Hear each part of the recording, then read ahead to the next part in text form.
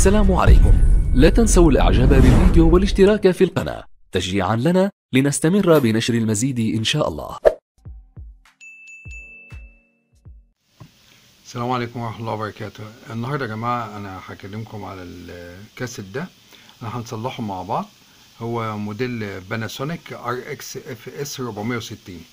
هو ده عشان أنا ما ضيعش وقتكم. أنا بدأت الوقت اللي أنا بختصر الفيديوهات بتاعتي، لأن بلاحظ إن معظم الناس ما بتكملش الفيديو لحد الآخر وبتجري الفيديو، فطبعا ده بيضر بالقناة. فأنا قررت إن أنا أخلي الفيديوهات بتاعته قصيرة جدا، اللي انا اديكم على طول المفيد، مع ان ده بيضر القناه، يعني لان لازم الفيديو يبقى طويل. عموما بالنسبه للكاسيت ده، هو انا جربته وحطيته في السيريا، فلقيت اللي هو الراديو بتاعه شغال، والكاسيت الشريط بيلف ماشي، ما فيهوش مشكله، بس ما بيطلعش صوت، بس الراديو بيطلع صوت. فايه المشكله؟ المشكله دي ممكن تبقى طالما اللي هو الراديو شغال فيه صوت، يبقى اي سي الصوت طبعا سليم. يبقى المشكلة ممكن تكون لا إما في الكابل الموصل بين الكاسيت اللي هو الهيد والبوردة، لا إما ممكن تكون في الهيد نفسه. بس غالبا الهيد ما بيقطعش بالشكل ده، يعني الهيد ما بيقطعش خالص كده بيدي صفر صوت. لا، ما تبقاش، احنا نستبعد خالص اللي هو تكون المشكلة في الهيد، لأن مش ممكن يدي صوت صفر يعني. هو ممكن يدي صوت وحش، صوت تخين، صوت فيه شوشرة، بس اللي هو يقطع خالص تماما خلاص هي ممكن، لأن طبعا احنا عارفين اللي جوه الهيد ده بيبقى فيه ملف ماشي. بس أنا شفتها يمكن مرة أو مرتين، يعني مش نادرة، حاجة نادرة يعني، اللي بيبقى الملف من جوه بتاعه محروق، لان هو في جواه الهيد، في جواه ملف، ممكن يبقى الملف محروق، فبالتالي يبقى مش موصل، يبقى قاطع خالص. عموما تعال نشوف بالظبط ايه المشكله. انا فتحته اهوت وحطيت شريط، وزي ما قلت لكم اللي هو الشريط ايه، ما بيشتغل بس ما بيطلعش صوت. طيب احنا هنا طبعا الكابل ده هنقيسه زي ما يتقاس خلاص. فانا هعمل ايه؟ انا هفك الهيد ده، هفكه خالص. هو للأسف هو هيد قلاب، فالهيد القلاب ده بيبقى فيه مشكلة، يعني الجهاز ممكن يشتغل يقلب الشريط اوتوماتيك. وده النوعية دي من الأجهزة على فكرة، أو من الكاسيتات دي أنا ما بحبهاش، لأن غالبا ما الهيد ده السوسة بتاعته بتضعف، يقوم واقف في النص خلاص كده انتهى ماشي، ما عادش يشغل الشرايط، اللي لازم طبعا انت تلف الهيد بايدك. فطبعا في الحل في اللي احنا بنحاول نثبته يبقى يشتغل على وجه واحد بس، ويبقى زي اي كاسيت عادي، لان السوسة بتاعته بتضعف. طيب انا هفك الهيد ده، طلعه بره وارجع لكم تاني عشان تعرفوا برضو يا جماعة انا بعمل ايه بالظبط. انا فكيت المسمار اللي هنا، وكان هنا في مسمار شلته، وفي مسمارين هنا فوق شلتهم، وهفك المسمار ده برضو فوق، وفي سوسته هنا خلي بالنا منها اللي هي اللي فوق ديت ماشي. هفكها كل ده عشان اطلع. طب بصوا يا جماعه اهو، من غير ما افتح اهوت، احنا اكتشفنا دلوقتي السر فين. السر اللي فيه سلكتين مقطوعين اهو، شايفينهم؟ في سلكتين مقطوعين في الهيد من قبل ما نفك، بس هنوصل لهم ازاي بقى؟ دي هي المشكله. هنحاول نفك المسمار ده خلاص، ونشوف الهيد هيطلع معانا ولا لا. بصوا يا جماعه انا طلعت الهيد بره اهو، وهيد قلاب معلش يبقى بايخ شويه. الهيد طلع بره. طلعته ازاي؟ ان انا فكيت اللي هي زي ما قلت لكم، انا فكيت المسمار اللي هنا، ففي اللي هي الحته البلاستيك اللي هي فيها الاسنان طلعت، وفي اللي هي البكره ديت اهي، دي كانت ماسكه من فوق، ماسكه في جزء تاني معدن اللي هي هنا ده كده ماشي، والسلوك كانت داخله في وسطها. انا هفرجكم ان شاء الله اما اجي ايه اقفله تاني. دلوقتي انا عايز الحم السلوك ديت ماشي، فعشان الحمها طيب اطلع الاول ده، اطلع ده اول بره عشان يبقى ايه سهل ان انا اتحكم فيه. خليكم معايا.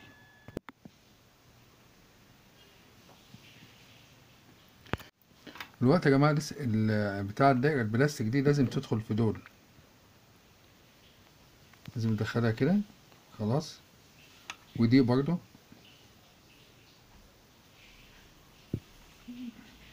دي بتدخل من هنا وهنا.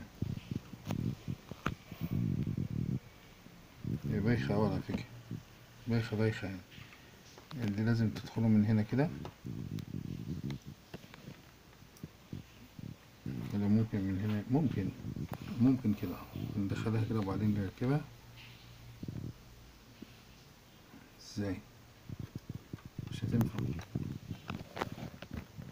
مش هتنفع. لازم ندخل دول كده. خلاص.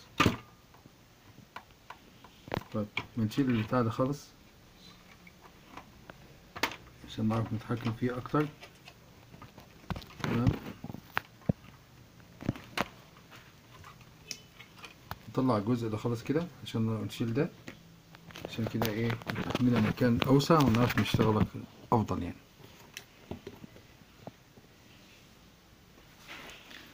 بعد كده هندخل دول هنا كده.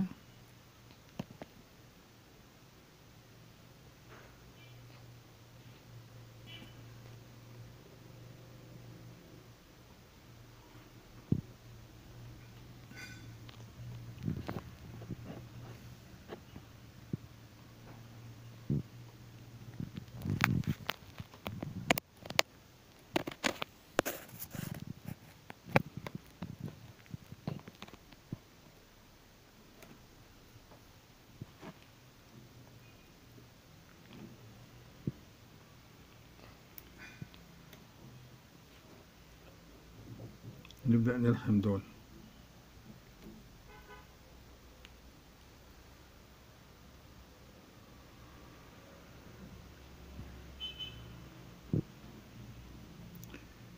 كلهم بايخة أوي يعني. طب ده هنا واحد وهنا واحد، هنا كان في واحد، هنا كان في طرف مش شايفه صراحة، مش شايف كان هنا في طرف ولا. أكيد كان في طرف لأن عندي 3 أطراف هنا، المفروض يبقى هنا في طرف هنا. طيب نلحم الطرف الأول على الأقل، الطرف الأولاني ده.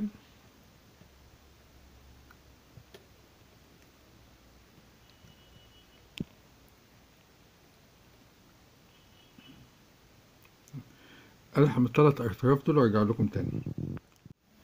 يا جماعة بإذن الله قدرت إن أنا ألحم ال3 سلوك تانيين أهم في الهيد. دلوقتي حطيت الجزء المعدني ماشي، وأحاول أرجعه زي ما كان وأقفله تاني ماشي.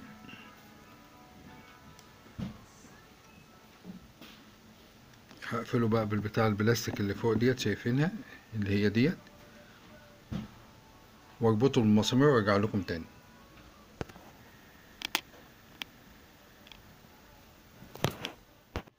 وبعد ما رجعنا الجهاز يا جماعة يشتغل تاني، نحاول الوقت اللي احنا نرجعه لحالة المصنع تاني.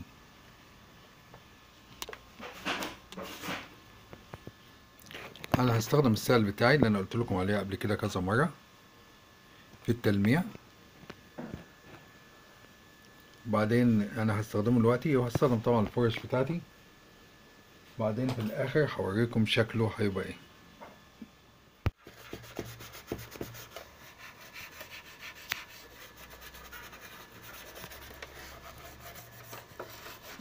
طبعا زي ما انتم شايفين في هنا دهون اهي، دي تطلع بمضاد الدهون، بس نخلي بالنا اللي هي ايه، اللي احنا مضاد الدهون ده ما نجيبوش جنب اي كتابه لانه بيشيل الكتابه.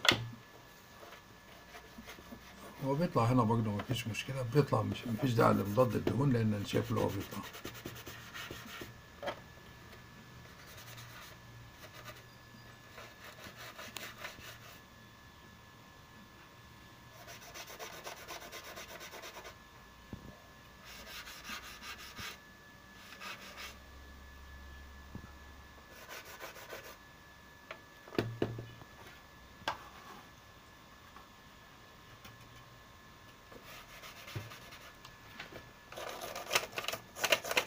لما اخلص بقى هوريكم الشكل النهائي ان شاء الله.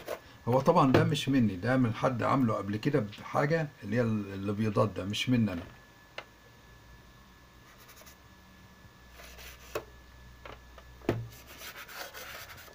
ما اخلص بقى هوريكم الشكل النهائي. طبعا ما بعملش كده، انا عندي طقم كامل من الفرش بستخدمه.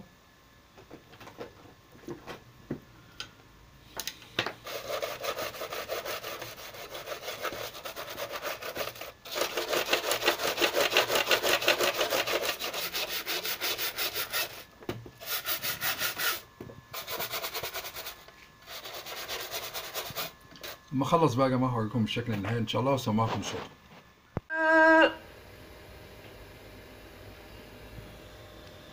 ونرثه ما يقول ويأتينا فردا. صدق الله العظيم.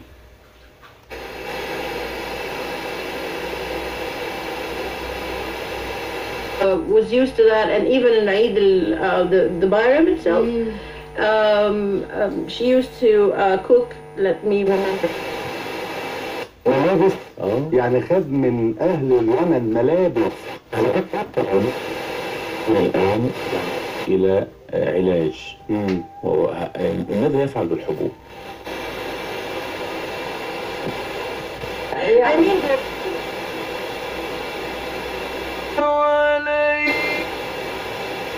ما يمكن بعد بلوغ حصيلة العدوان الإسرائيلي ما يزيد عن 33,000 شهيد و75,000 مصاب، وسيادة لغة المجازر حتى إنها أصبحت المفردة الأكثر تكرارا خلال يوميات العدوان. وثانيا وصول الغضب من جرائم تل أبيب إلى كل أنحاء العالم يعني أيضا أن تل أبيب لم تعد قادرة على ترويج أكاذيبها، فلطالما كانت دولة الاحتلال الأقدر على ترويج روايتها، حتى إنها كانت تقلب الحقائق وتستخدم كل وسائل الإقناع في هذا. لكن الموقف الآن مختلف.